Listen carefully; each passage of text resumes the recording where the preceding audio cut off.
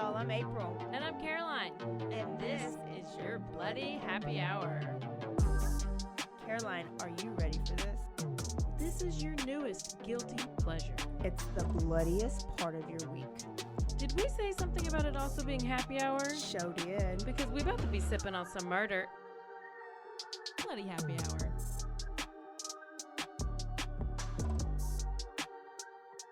Hey, y'all. This is April. Hey, this is Caroline. Hey, just in case you're wondering, that is Caroline. I'm looking at her in the flesh. She just is a little sick, so she sounds different, but I like it. Yeah, I mean, what happens when you go to Vegas? You come back sounding like this. Is it your throat? Was there a little throat? You know, it was probably because I went and investigated Mandalay Bay. Oh, the shooting. And where the shooting happened. No, there was no weird throat action. 0%. So we both just got back from vacation, y'all. We did. So we, like my allergies are a little bad, but that's just my fault. I missed, her shot? Yeah, or two. So I'll take care of that tomorrow. So I went and investigated the Mandalay Bay. Yes. With my sister. We have some videos. We're going to put together a little thing. Oh. It's really special. We're both special. And so what they did was the incident happened on the 32nd floor. Okay. Well, there's no 32nd floor anymore. Oh, they took it away. They changed all the numbers. So you go in and there's 3 different elevators you can choose from, like 4 floors, like 10 through 30, and then it all of a sudden was like 10 or floor 52 or something. So they skipped like 20 floors or something. And a lot of the big hotels do that. You got to take a certain elevator to get to a certain part in the hotel. Yeah. So, but there was none on none of the elevators. There's no 32nd floor. No 32nd floor. So we took the elevator to the 30th floor. We kind of snuck in. I mean, because you have to have your key card to get on, be let onto the floor. Yeah. And we just went with somebody else who was going on that floor. So we're sneaky. So we go to the 30th floor, then we go to the stairs, and then we took the stairs up, which is how the officers or SWAT team or whoever actually got in. They went through the stair. I watched all these videos on the way to Vegas. What happened at Mandalay Bay? Mandalay Bay, there was, in 2017, there was a shooter, a guy who opened fired over this concert that was going on. Jason Aldean concert. Jason Aldean, he had just come on stage. He was singing his first song, and then all of a sudden shots are fired, and they all think it's fireworks. And there's some videos from people's phones, and there's other footage, but the ones that I watched, there are fireworks. That's what they thought. And then they're like, no, people are down. People are down. The shooting stops. People start running. The shooting starts again. He ended up, I don't know how long he was shooting, 20 minutes or so. And he had a camera that was set up. There was one camera that was in the hallway on a room service cart to see if anybody was coming in the hallway. And there was another camera he had set up attached to the peephole of the door to see if anybody was coming down the hallway. Because where his room is, it was a suite, so it was the very end of the hallway. Did you take pictures of we walked. this? Oh, yeah, we walked up and down the hallway. So keep the story there because I don't want a spoiler alert. You have to cover it later, and then you'll post your pictures. Yes. But it was there. One of the worst mass shootings ever. Wow. And I think it killed 50 or 60 people. Shit. Okay. So she was in Vegas. He killed himself. Yes. So I went to research the room. We went to go look at the room. Literally, we just were I was like, I just want to go and see where this, and just stand there in front of the room and take a picture. Isn't it such a good high? It's so crazy. I felt like. Did you channel your inner I did. him? Yeah. And I was like, oh my gosh. That's how I feel every time I go. So I'm real proud of you. I know. That was my first real, exploring a murder scene situation. Okay. So I'm excited. I'm real proud of her. She was in Las Vegas, crime scene exploring. Yes. I was in Florida, and I don't know if I've told y'all, but everywhere I go, I have to research what if there's any crimes or serial killers or anything that's happened there. And so I went to New Orleans for my birthday, but y'all haven't heard that episode yet. It is coming. and I did all the things. Well, I was in Panama City this year, but on the way to Panama City is Pensacola. Do you know if anything happened in Pensacola? I didn't know. Well, did you know that Ted Bundy was arrested in Pensacola after he escaped from prison? Oh. He was like found in this alley by this restaurant. And I've been there before. So I went to Pensacola a couple years ago, and that's like, I took a picture of that. I went there, and my husband just knows he has to drive me around to these places. And then we went to Emmett Smith High School because Emmett Smith's also from Pensacola. So there was a weird one because that's what I love. But then he was like, well, then we need to go to this. Clearly. So, but I went to Panama City this year, and so I'm like, what happened in Panama City? And I found a juicy story, but I'm going to stop it there because... Oh, you're such a teaser. Listen, so starting in August is our Women's Killer Month. Yes. And so you're going to hear about it in August. But I did stumble on a great story. So teaser. Today, let's read a couple emails and a couple of, because we didn't do it last week. We forget. You got to forgive us. Let's read Fangirl Cheryl's email. Oh, okay. Are you going to read that one? You should. I mean, I can. It's right here. Okay. This is from Fangirl Cheryl. She says, hey, April and Caroline. Wanted to send this email to let y'all know you have one big old super fan here in Lorena, Texas. Keep the good stories coming. I want a fan from out of town. Out of town fan. So I don't know if I read this one yet, but here's one. I have to admit that this has become my guilty pleasure every week. These ladies are energetic and witty while being informative. You won't be disappointed. This is from Mudbugs for Life.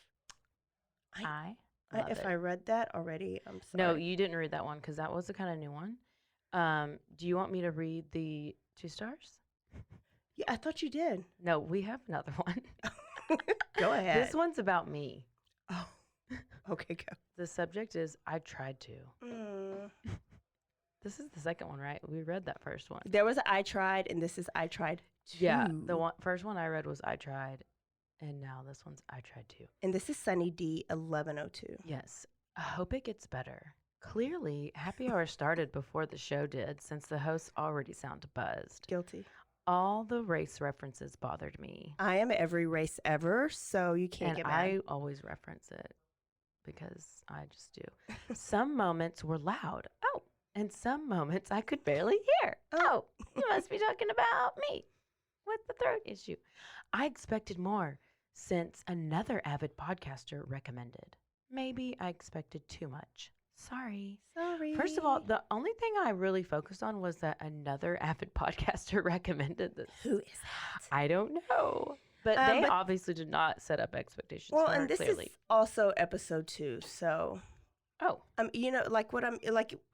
When we got this was like episode 2, episode 3. It's in the beginning. So we're learning. We're trying. Oh, yeah. But we take all this really into consideration. No, Constructive criticism is great. I love it. I love all the stars, but mainly 5. Well, I'm drinking my, this is supposed to help your throat feel better. And I had whiskey yesterday to help my throat feel better. Like a hot toddy. Mm-hmm. Oh, yeah. That's a real thing. I didn't do a hot toddy today, so I just have my wine. You just got some red wine. Yeah. That's why my voice sounds extra sexy. So, listen, it's just Tito's, and I got my own little hydration mix in it. If you guys want us to test out any of your wines or beers, you just send them right over. Oh, yeah. And we'll test them out and tell people how we love them. She's drinking Josh. Living a bougie life. That's real bougie of you. Yeah. Okay, I have one story, and then I'm going to go into my thing. So I'm an aunt, okay? So I'm Aunt Sissy. And like all my brothers had like 1,000 kids, and they just didn't listen to me. So every once in a while when I'm really nice and I miss them, I'll go pick them up, and we'll have fun Aunt Sissy Day. Mm-hmm. And so the last time I'll do it like once a semester. So the last time I did it was during spring break, and I picked up my nephews, and we were going to Austin. I'm real rusty and my nerves are short when I'm like watching kids. So I'm like, hey. Because they're young. And then I was really real with my kid. Yeah. Like, I'm not going to sugarcoat anything. Yeah. So you're like, this is how you get pregnant. And this is what you shouldn't do. But I was like, hey, listen, you guys either need to stay with me or you need to stay with Isaiah. And Isaiah is my nephew that's 18. So we were the adults. And because there's bad people. And if you get kidnapped, you know what they're going to do? They're going to take you and they're going to shove something up your butt. Do you want something shoved up your butt? And my sweet little DJ was like, no. But Braxton, he's a little older. He knows if you bow down, he's like shaking his head. And I was like, okay, do not run away. Okay. This is in March, right? Oh. I told them this in March. Okay. So yesterday I had them and we went to a bunch of places here in town. We had a fun day. And before we got out to go to the trampoline park, little DJ like had a memory and he was telling Jade, this is Jaden's first time with this. So he told little Jaden, he was like, Jaden, you cannot run off from Aunt Sissy. You need to stay by Aunt Sissy because somebody might take us and they're going to put something up our butts. And I was like, DJ, I'm so proud of you. And so Jaden was like, yeah, don't talk to strangers. So anyways, that was my fun aunt story. Bet you were so proud. I know. It's like the memory they have. You've created a sticky memory bank for them. That is a good sticky memory. Oh my gosh, I'm dead. So I have a story today, and it is about Candyman Dean Corll. This is a local Texas serial killer story. And so I'm in a book club. I started a book club here in Waco, Crime and Wine, and one of my book club members told me about him. And I've heard of him, but I've never like read about him too much. I just knew he existed. So I'm excited to tell y'all about him. When I first heard you say the story, I was like, oh, like Candyman, yeah. It's not the same thing. It has nothing to do with that Candyman. So let me tell you about Dean Corll. Okay, are you ready? Yes. Dean Corll, he was born in Fort Wayne, Indiana in 1939. Okay, he, reportedly had a decent, normal childhood. He had his mom and had his daddy. They were married for most of his life, but eventually got divorced. But they missed each other, and so they ended up reuniting. Okay. So, things were great, and then that's how they came to Texas. They moved to Pasadena. I have no idea where that is. Pasadena? Mm-hmm. Oh, it's over there. Okay, thought so. But guess what? Their honeymoon didn't last very long because they ended up getting a divorce, but they were both like, peace out. We're not meant for each other. So there was Dean Corll and his brother. They both stayed with their mom but had good contact with their dad. So it wasn't like a messy, ugly divorce where dad was totally out of the picture. They still had a daddy. Dean reportedly was very shy, like a lot of our serial killers we talk about. Like, they don't have any friends, they're not very social. And so he was very shy. So he was alone like most of the time. Mm-hmm. If he wasn't, like, he didn't have friends like come over. Dean's mom is like on it. Like, she met a new man really quick. She was remarried really quick, and they had a daughter really quick, and they moved to Vidor, Texas. I just drove through there. That's outside of Houston. Oh, okay. And so Mama Mary, and new husband got married, and they opened up a candy shop, and it was a pecan candy shop called the Pecan Prince. And so they operated that out of their garage. Because, it's just a small little family, company. And so, of course, Dean and his brothers had to work at the pecan shop after school every day. It was just their job. Help their mom because stepdad was a traveling salesman. And so he would travel and go sell the candy. So Vidor, Texas. So Vidor High School. And so I say that because I would love it if a serial killer went to the high school that I went to. What would you do? I would see what teachers he had, and it's probably like Coach Anderson or Coach Bauckham because they've been there for 1,000 years, and I'd be like, how was he in school? I would actually bring him on the podcast. Back to it. He was in the band, okay, and he played the trombone, and he graduated in 1958. So, nothing real exciting about his life. Mama Mary, Snoopy, right? She had this new husband. They end up getting a divorce. And instead of like her trying to like shut the company down and take half the company, she was like, we are going to open up our own. So they have moved to the Houstonites area and they've opened up Corll Candy. Remember, that's their last name. Yes. Yeah. And Dean has graduated high school, so now he's the vice president of Corll Candy. And he's been doing this for a couple years until he's drafted in the Army. That's always a common denominator, right? Yep. The Army. And in the Army is when he military. found out he was a homosexual. Mm. He reportedly came out to a couple people. Oh. So, fine, no big deal. But he was honorably, so that's the good one, discharged after 10 months. So I don't even know, like, what's the purpose? Why did he go? Guess they didn't need him. Well, I guess sometimes you can request to leave. Dean was eager to get back to H-Town and run the family candy company. Absolutely. And so, back in Houston, like at Corll Candy, like sales were good. They had moved into a bigger like factory, and it was across the street from Helms Elementary School, where the highlight of Dean's day, weirdo alert, is handing out free candy to the kids. Children. I mean, listen, the creepiest thing to this day is the damn ice cream truck guy and a creepy white van with like these ghetto stickers taped on them, and he got that ding ding song like ding ding ding ding ding ding whatever that. Mm-hmm. And kids still run onto that thing. Yeah. I'm like, you're about to get. Because it's sugar. Mm. Kids will follow the sugar, and Candyman knew this. And so this is where he got his name, Candyman, right? But he, like, progressed, and it got worse. So, handed out candy. He was called Candyman. He was VP of the company. He was also in charge of hiring. Do you think he hired, like, pretty little blonde teenage girls? Let me think. No. He only hired teenage boys. Shock. So, Corll Candy was them that old? run by him, teenage boys, and Mama Mary. Oh my gosh. But one boy made an outcry, and went and told Mama Mary that Dean came onto him and like felt him up. And Mama was one of those mamas that she wasn't trying to hear it. Mm-hmm. She didn't believe it, so she fired the boy and just got back to her business. And so Dean went a step further because passing out candy wasn't enough because they're just passing by.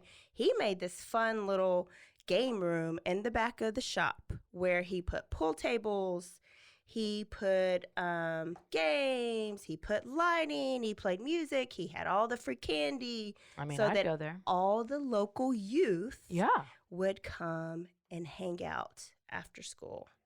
So he was having the time of his life. But guess what? No girls were allowed. So it was boys. So by 1967, Dean had befriended a sixth grader.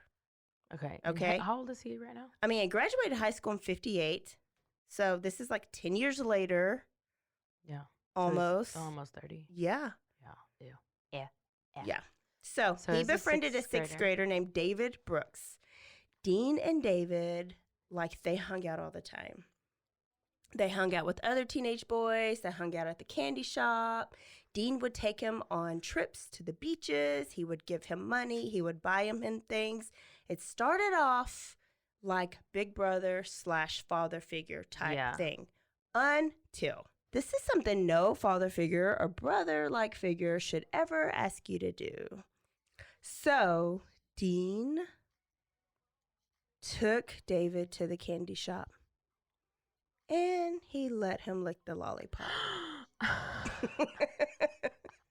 What happened is David always liked money and needed money. So Dean convinced him, hey, if you give me a blowjob, I'll pay you for it. So then that progressed the relationship to a weird, even more weird level. Oh, no. David's family, like, eventually divorced. And so he was going back and forth from Beaumont to Houston and Beaumont to Houston. And Dean was like, hey, just move in with me and drop out of school. So David did. So now he's got this 15-year-old by now living with him. and David has dropped out of school. And for some reason in 1968, the candy shop closes down. It's not doing good. Mama Mary got another divorce. Oh, gosh. And she moved to Colorado with Dean's sister. And so even though Dean was really close to his mom, he never saw her again. They just talked. What? So now Mama's no longer in the picture to maybe my like gosh. monitor and guide. No. Yes. Not that she was a great guide, really. Dean got a job at Houston Lighting, and he actually works there until he died. ... Spoiler. What? Yes, he dies. But you just don't know how he dies yet. So just wait for it. I'm waiting. Dean is now in his 30s, and he's bored with just blowjobs from David. So he begins to pick up teenage boys and hitchhikers. And he picks up a boy named Jeffrey, 18-year-old Jeffrey Honan. He was hitchhiking from Austin to Houston to go see his girlfriend in Houston. Jeffrey was never seen again until his body was found on High Island Beach. He was bound, strangled, and assaulted and buried beneath a big boulder with a gag in his mouth and lime on his body. Dean felt amazing after his first killing. And basically he unleashed a beast. Unleashed a beast. So a couple months after killing Jeffrey, he picks up 2 this time, teenage boys, and he takes them to his place. He ties them up to his 4-post bed, then rapes them. And David, little boy, David, or a 15-year-old, walks in on him like raping these boys. Oh. Hey, trigger and spoiler alert. This is a very gory podcast. Wow. This is explicit. Okay, so he later tells David that, so he finishes and somehow like gets rid of the body, and David's just like still shocked, right? He saw the whole thing? He didn't see the whole thing. David walks in on him and then like takes off because he doesn't know what he saw. He like is panicking. He was like, that's what he does to me, and why is he doing to somebody else? Well, I don't know that him and David's relationship got that. Like, I know David they gave were him like blowjobs. having sex, and he walked in on them having sex. No, Dean was raping these boys. Yeah. And so that just kind of shocked David. So David like left, and he was shocked. So Dean later talked to him and was like, "Hey, don't worry about it. I was filming a gay porn." And the boys are actually back to California. And like, no big deal. Yeah. And so David was like, "Oh, bet." And so just to keep him quiet, Dean was like, "Hey, here's this new green Corvette." Oh, okay. Yeah. And so David just what I wanted. Kept quiet. Oh, no. So that relationship progresses even more because now he knows that David kind of knows what he does and don't tell on him. Yeah. So then he asks David, "Hey, I will give you $200 for any boy, not man, that you bring back to me." So David, instead of saying, "Screw you, get the hell away from me," says, "Oh, bet." And he goes and picks up Sounds like a James Charles situation. Teenage boys, a 14-year-old and a 15-year-old, one named James Glass and the other named Danny Yates. He met them at a religious rally. Later, they were bound, raped, strangled, and buried. So just 6 weeks later, Dean and David stumble on 2 more boys walking home. And so they're like, "Hey, get in the car. Let's get high. Let's get drunk." And so it was just normal. Like if people pull up and it's like, "Hey, I got some weed. Y'all want to come smoke?" You just hop in and you go. If you want to come sniff some paint, you hop in and you go. Hitchhiking's normal. Like this is a different time. Yeah. Their parents obviously didn't listen to True Crime podcasts. So these kids were killed, buried underneath the same boat shed. Wow. So he's just putting lime all over him? Yeah. This pattern continues. And then in 1971, so this is about a year of this, right? 1971, David brings home another kid, and Dean likes this kid. Likes him enough not to kill him. He instead wants to hire him. Oh. So he tells Elmer, he's like, "Hey, Elmer." Oh. Yeah, this kid's name is Elmer Wayne Henley. So Elmer Wayne Henley is now there. And Dean tells him, hey, I'm involved in this white slavery ring. Oh. And so if you bring me boys, I can pay you to bring me boys. But they got to be white and they got to be boys. And so Henley's like, hell no. Like, he's not having it at first. Then Henley's mom and daddy, like, run out of money, and so they need money. And so he's like, oh, well, let me help out. So he goes and gets a boy that he finds in the Houston Heights area. And he says, let's go smoke some weed. I got this stabbing cabin over here. He didn't say stabbing cabin, but that's what it is. That's what it is. And then they're high, and he says, hey, look at these trick handcuffs. You should try them. And when he puts them on, they're not trick handcuffs. He's handcuffed. Dean kills him. Oh, my God. And he's later buried at the High Island Beach. And this boy was never identified. They never got his name. When they found his body, he was never identified. What? So now this duo of Dean and David is now a trio of Dean, David, and Elmer. Elmer, you never should have went. Damn it, Elmer. much So abductions continue from till 1973.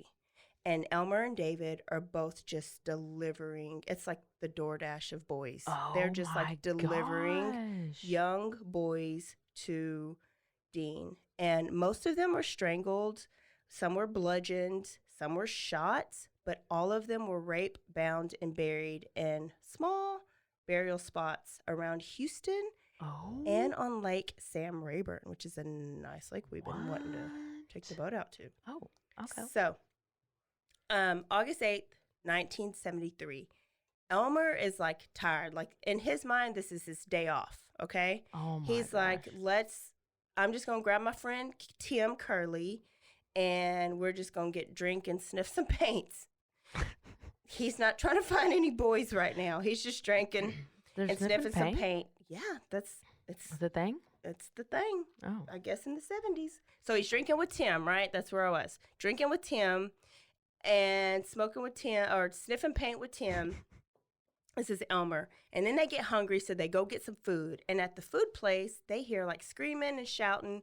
And their friend Rhonda Williams' dad was very abusive and just beat her ass. And so they're like, hey, just come with us. Come numb the pain. Come get high and come get drunk.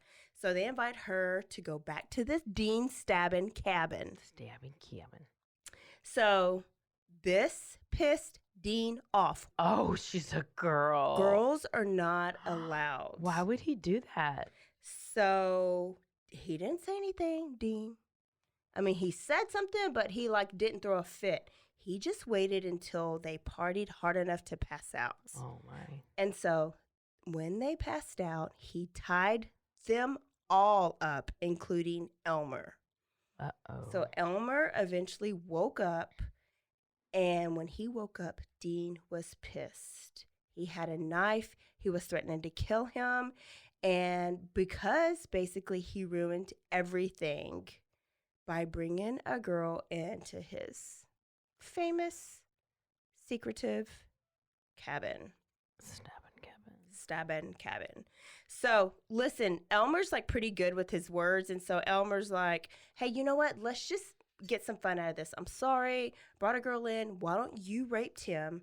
I'll rape Rhonda. We'll tag team them. Oh, my God. And did you hear their conversation? I kind of add my own shit in there, but this is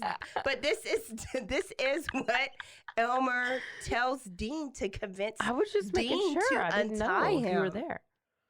I mean, I might have wrote him a letter. Elmer was like, untie me. We're going to tag team. I'm going to get Rhonda. You're going to get Tim. And Dean was like, oh, yeah, that sounds good, bet. So he untied him. And then by this time, Tim and Rhonda are waking up too. And they're like, what the hell's happened? Why are we tied up to this torture chamber board? And Elmer grabbed his gun and shot Dean while he was butt naked. Turned on him. Shot him in the butt? Butt naked Oh. and raping his friend Tim. So he let his friends like untied them. He threw the gun down and they called the police because Elmer was like, this is it. Like, this, I've had enough. I'm not about this life anymore. He told the police everything. Now, let me just like tell you, at this time, there had been so many missing teenage boys. Mm-hmm. All the parents have been telling Houston PD, my kid did not run away. Something has happened. He has been kidnapped. They have been kidnapped. And Houston PD was like, nope, they're runaways.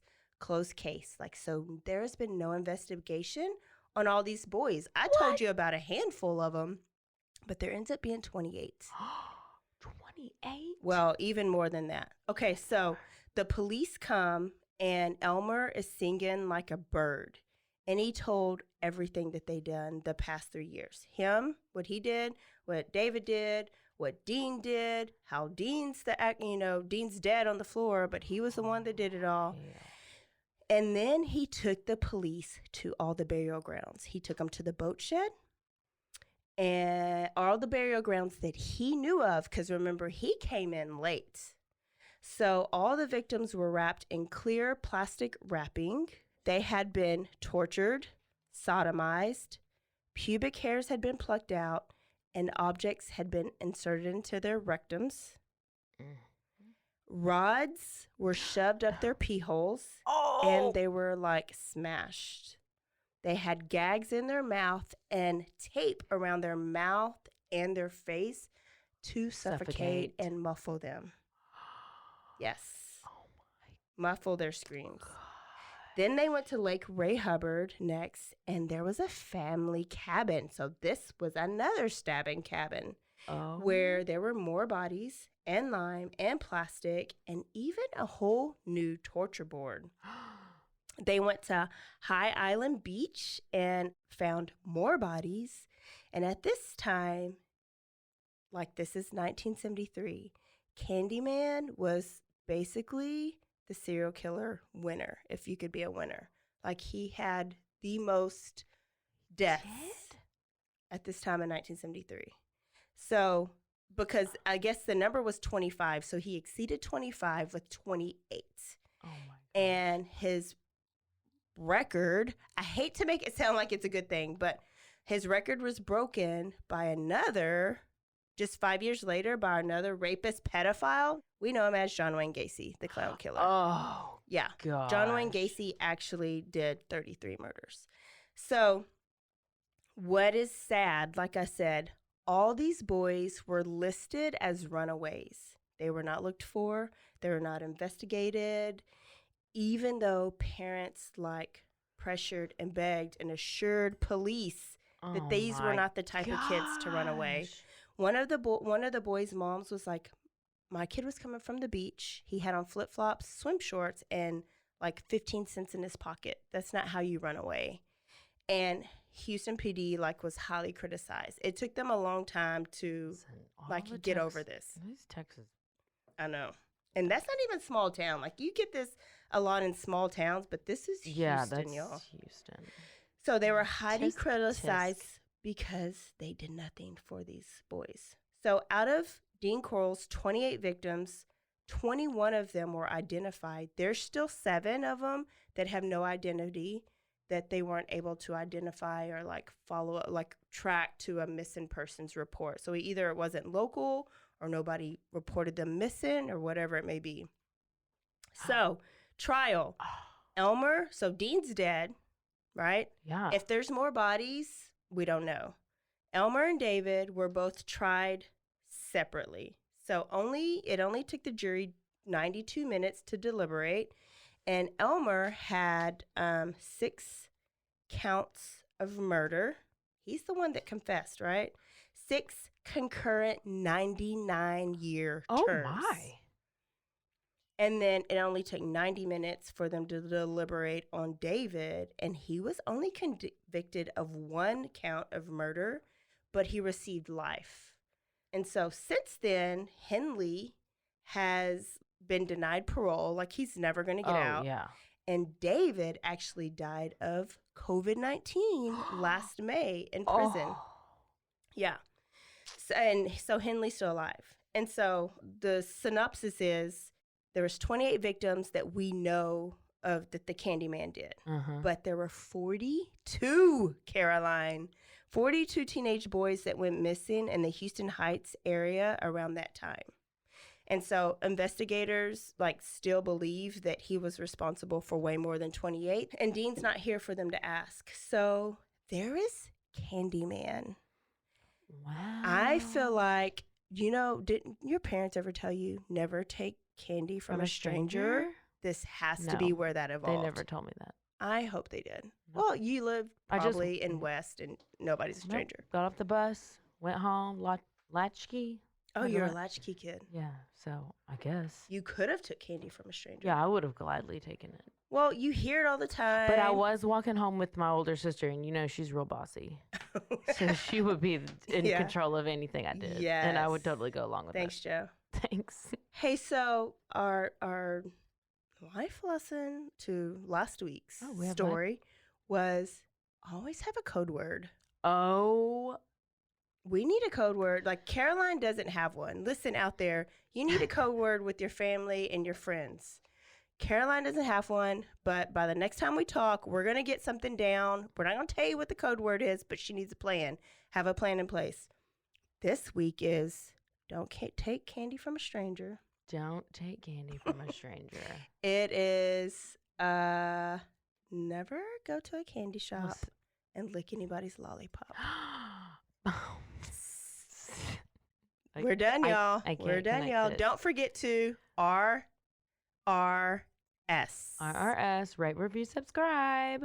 That's 5 stars. That's a rating. That's a review. Yes, and subscribe. Hey, and email us. bloodyhappyhour.com. Twitter us. And what else are you supposed to do? Instagram us. And you should stay aware, stay alive, and always be DTF. Bye, y'all. Bye.